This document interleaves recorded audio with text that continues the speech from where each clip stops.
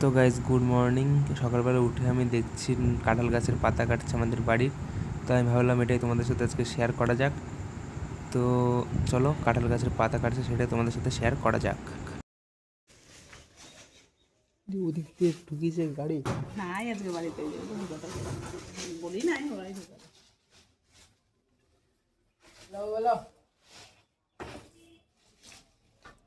সনাতনকে বলবো একটা লগা বানিয়ে দিতে, কাজ যখন না থাকবে। আমাদের একটা লগা নেই ভালো, এত বড় না হলেও চলবে আমাদের।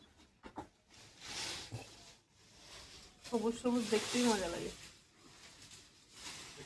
হ্যাঁ ঠিক আছে, ঠিক আছে তাই বলছি। হ্যাঁ এবারে কত সুন্দর রোদ ঢুকছে, এতদিন রোদই ছিল না। এগুলো কেটে দিলে আরো এগুলো এই কটা কেটে দাও নাকি, না থাকবে? এগুলো